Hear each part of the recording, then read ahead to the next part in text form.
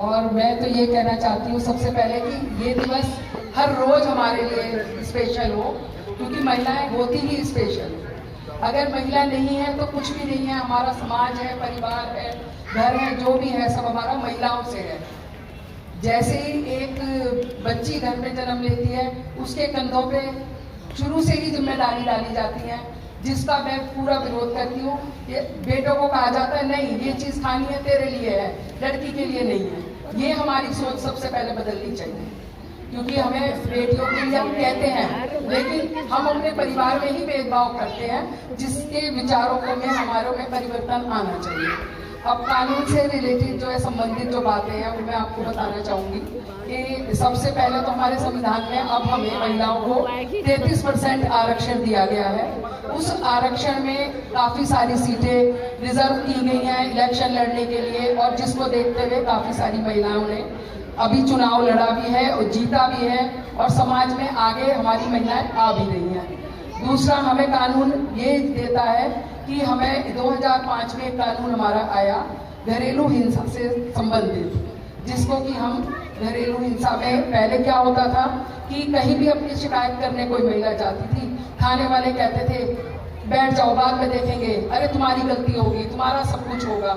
लेकिन जब से कानून आया तो महिलाओं को ये अधिकार मिला कि वो अपनी बात जाके कहें। कुछ क्षेत्रों में जो है महिला थाने भी बने, उनमें अलग से जाके उनके लिए एक अलग से सेल भी बनी कि भाई जाए महिलाएं अपनी बात रखें और उन्हें पूरी तरीके से न्याय मिले। और उसी कानून के वजह से जो है हमारी महिलाओं में काफी जागृति भी आई है, लेकिन अभी हमें और जागृति की जरूरत है। 33% से हमारा काम नहीं चलेगा। पहले अम्बेडकर जी ने इतनी लड़ाई लड़ी, और भी हमारे बहुत सारे नेता रहे जिन्होंने लड़ाई लड़ी, महिलाएं भी रही जिन्होंने बहुत ज्यादा लड़ाई लड़ी।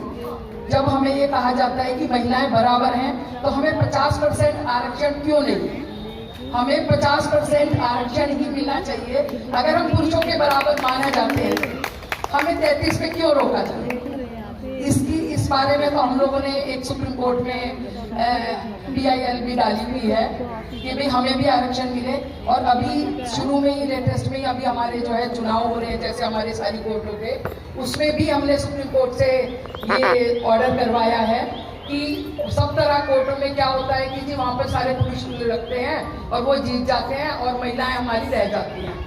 लेकिन अब हमने वहाँ पे भी अपना 30% आरक्षण करा लिया है, जो सबके लिए बहुत अच्छी बात है कि जो हमारी वकील समुदाय हैं और हैं, ताकि वो भी उसमें भी महिलाएं आगे आएं।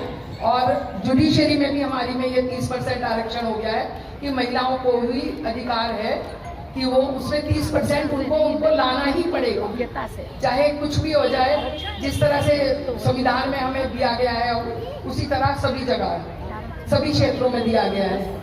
और मैं तो खैर 2-3 जगह NGO वगैरह से जुड़ी हुई हूँ, जहाँ भी महिलाओं को कोई परेशानी कुछ होती है तो उसको करने के लिए। और ज्यादा अगर किसी को कोई कानून की बात सुननी हो या पूछनी होगी तो मैं यही रहती हूँ कॉलोनी में, सबको मालूम है। मेरे से पर्सनल भी आप कुछ पूछ सकते हैं। बाकी घर से लेके, परिवार से लेके और आगे देश तक महिलाएं हमारी सब जगह आगे हैं। पहले हमें कहीं कोई अधिकार नहीं था, अब जो है प्लेन भी हमारी लड़कियां इतनी आगे आ गई हैं कि वो प्लेन भी उड़ा रही है, जबकि कहा जाता था कि औरतों का दिमाग तो घुटनों में होता है। लेकिन अब उन्होंने साबित कर दिया है कि ऐसा बिल्कुल नहीं है। हम जो है तुमसे भी 2 कदम आगे हैं। कोई ऐसा काम नहीं है अभी जो महिलाएं नहीं कर सकती। मेरा मानना तो ये है सभी काम महिलाएं कर सकती। इसके साथ ही हमारी CM बन गई है, नहीं इन्होंने बताया जैसे सभी को मालूम है। तो हर क्षेत्र में हमारी महिलाएं आगे आए, और हम तो यही कहेंगे कि हमें ज्यादा से ज्यादा जो है घर से ही शुरुआत करनी चाहिए। उसके साथ ही धन्यवाद सबको।